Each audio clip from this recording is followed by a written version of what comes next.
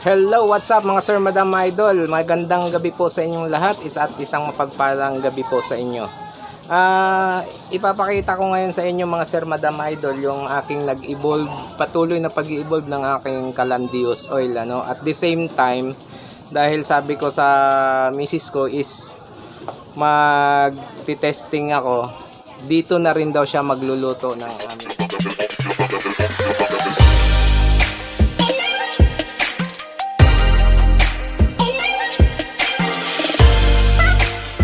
Unang pag-i-evolve na ipapakita ko muna mga sir idol. Una po ay ito po yung ginamit ko, yung yero lang po. Nasa vlog ko po ito nung sinundan nito. Ito, yero lang. Ngayon ito ay pinalitan ko na ng stainless. Yan. Umorder po ako sa Lazada, meron pala sa tulong ni Joseph Ligayada Vlog. Shoutout sa iyo sir idol, salamat sa timbre. Ito, meron pala sa Lazada. Kaya umorder po ako. And then ganito lang po yan, plain. Ngayon, nilagyan ko lang po ng groove. Ayan po yung groove na nilagay ko para po mas tumigas siya. Para hindi po, kasi ang nasa isip ko baka magbengkong-bengkong eh. Kaya nilagyan ko ng groove panigurado. Same lang po yan ito. Ayan. Ito po yung aking anti-apaw ng una. So ngayon, ito na. And then may isa pang pag-i-evolve yung ating Calandius oil. Yung sa yung sa oil level regulator niya na manual. Meron po rin akong ginawa. Umorder din po ako sa Lazada ng cup na stainless. Ayan. Ito nga po pala ay 20 cm kasi may 14 din po nito, kaya lang sa tingin ko mas maliit, kaya 20 po ang kinuha ko. And then dito po is 10 cm by, hindi ako nagkakamali, by 9. Yan. Yan, may hawakan siya.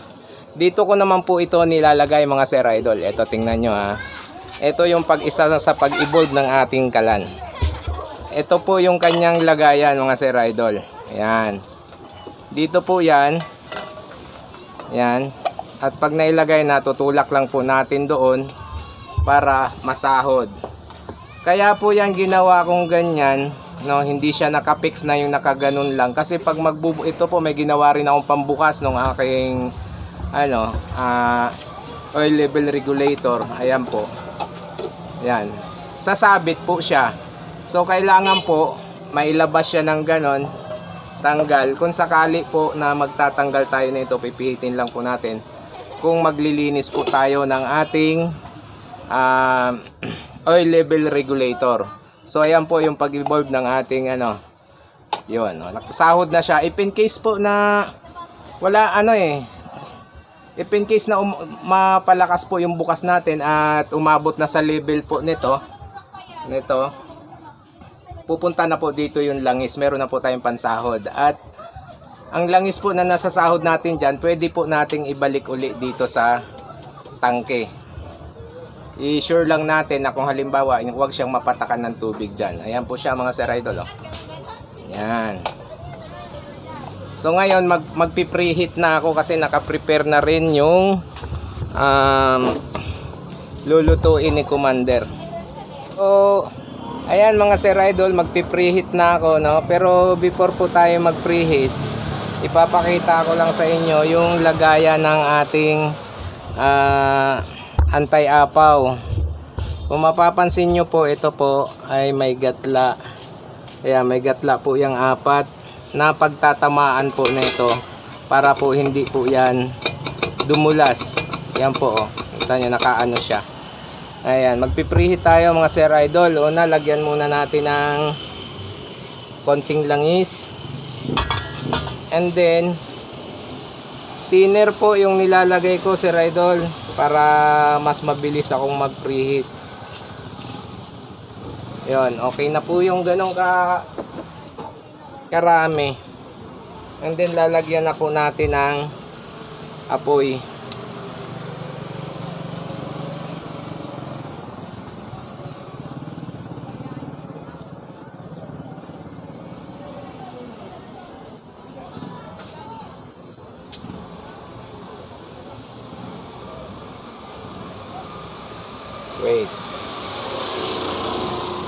Parang medyo basa-basa.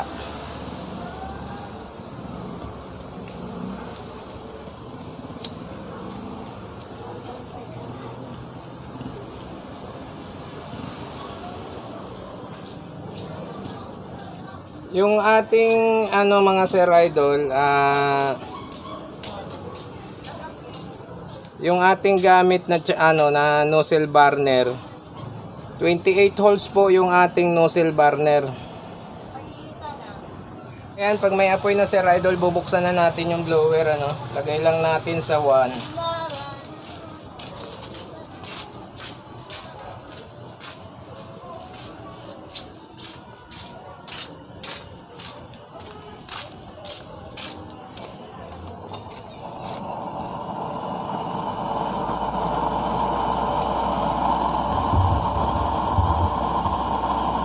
Ayan mga Sir Idol, diretso blue flame po agad yan. Kung papatayin po natin yung ilaw, bawasan natin. Ayan po, hindi gaano makita. Blue flame po agad yan. Kapag ganyan mga Sir Idol, na halimbawa konti na lang yung kanyang langis or yung thinner natin, pwede na tayong magbukas ng ating oil na papatak-patak lang. Ganun po.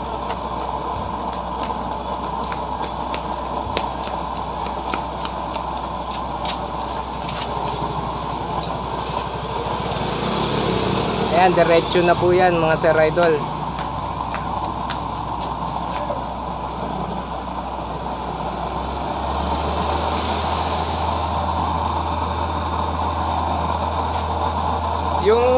Yung chamber nga po pala natin, ni-repair dan natin yan dahil yung dating haba po niyan is 4.5. Ito po yung kauna-unahan kong gawang kalan, kaya wala pa po akong idea noon kung anong haba ng chamber. Basta lang may nakita ako na ginagamit, tiningnan ko lang. Wala naman akong sukat-sukat noon, kaya nung gumawa ako is 4.5 yung aking nagawa. So ngayon binawasan ko siya para medyo bumaba. Ay mga Sir Idol, salangan natin ng kawali, mahiwagang kawali.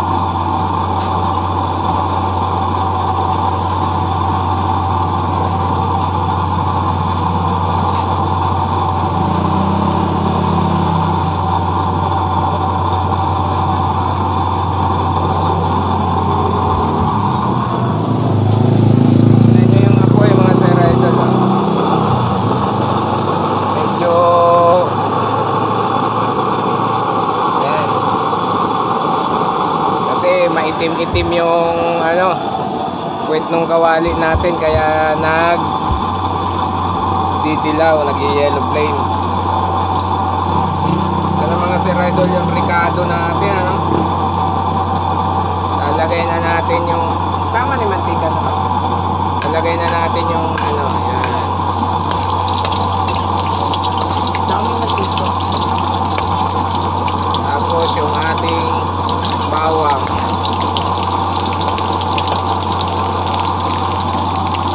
Chip cook ako ngayon. Hinahan natin. Sobrang lakas.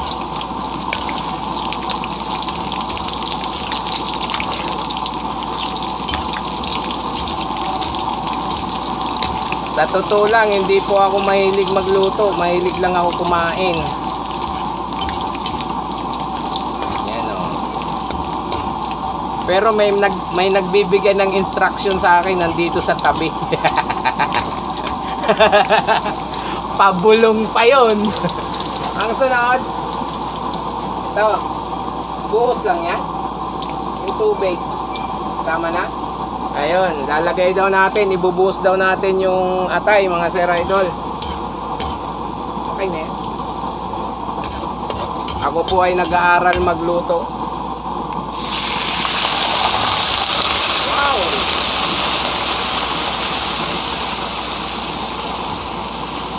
May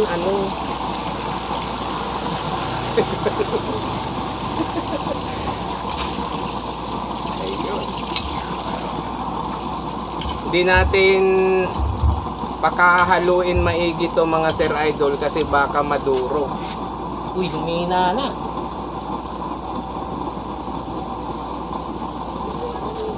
Okay. Tiba-tiba na naman yung aking mga batuta nito, yung mga alaga kong aso. Ayan. Asan yung takip nito?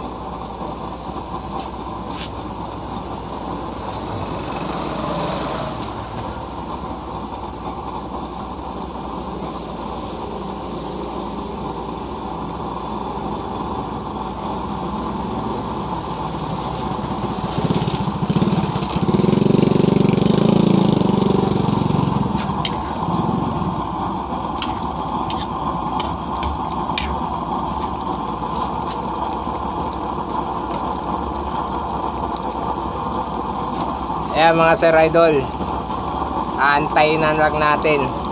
At tapos lalagyan ng suka, no? Lagyan natin suka yan mga sir idol. Mga sir, madam idol, cook na ako ngayon. Kapag ka natuto akong magluto, pwede na ako mag-asawa.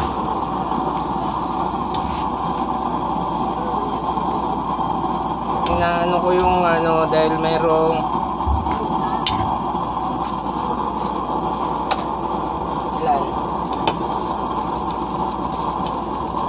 tapos lalagyan natin ng pamintang durog at yung pamintang dahon. Ingat lang tayo mga sir idol sa paglalagay ng ganito, baka makasama yung stapler ha.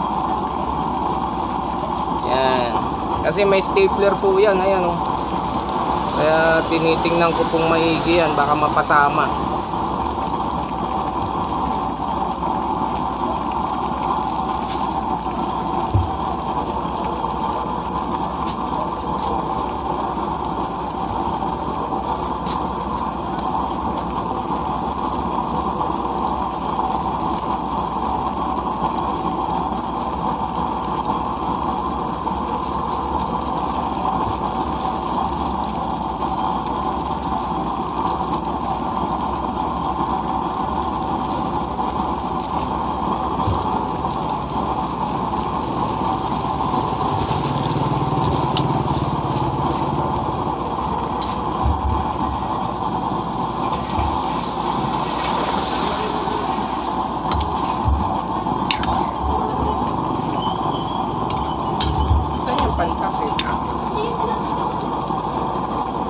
At ilalagay na rin natin yung patatas.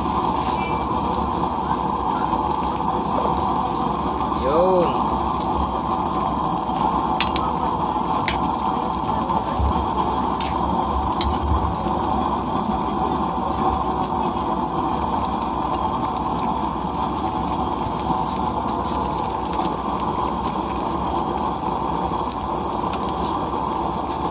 At ilalagay natin ang siling green. Yan. At lagyan natin ng toyo. Yan mga sir idol.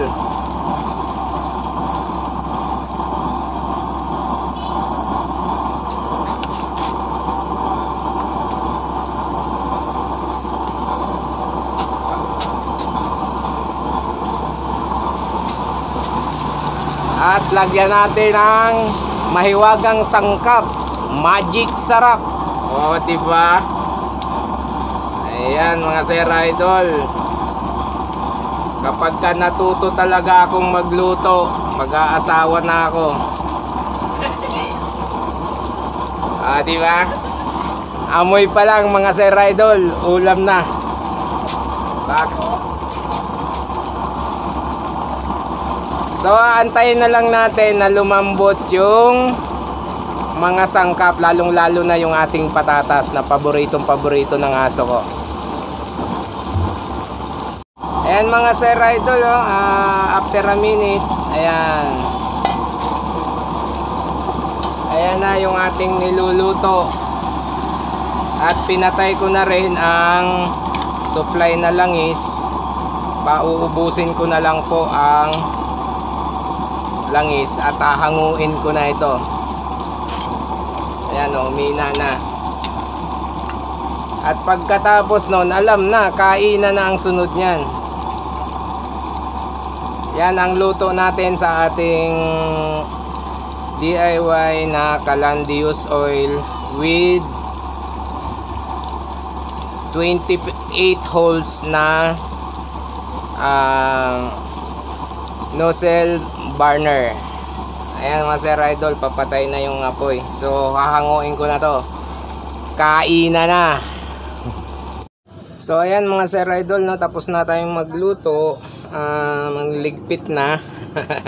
Ayan, may konting usok-usok po ng konti. Ngayon ipapakita ko sa inyo yung sinasabi kong kahalagahan ng oil level regulator, no, na manual, no. Ito po, tingnan po natin, ha. Ayan. Kung mapapansin nyo mga sir idol, ayun, no, may langis siya, no. Paano ba? May langis siyang konti. Yan. Yan yung umapaw. Konti lang naman. At least hindi papatak sa ano natin, yung sa sahig ng ating pinaglulutuan, kundi dito po mapupunta. Ganyan lang po yan. Kaya po natin yan ginanyan, kasi kung dito po, hindi po matatanggal yan eh. Kaya kailangan po hihilain natin. Ayan, nagfabricate lang po tayo ng bisagra. Gawa po yan sa 16 gauge 16 na GI sheet, no. Ginawa lang po natin yan, and then tinusok natin ng tornilyo. Ayan lang po. Yan po ang pag-evolve ng ating Calandius oil. Ganun lang po. So hanggang dyan lang muna mga sir, madam, idol. Good evening and salamat sa lahat ng sumusuporta, sa lahat ng ating subscriber. Hanggang sa muli, kung ano pa po ang ating madidiscover dito sa ating Calandius oil. Bye bye.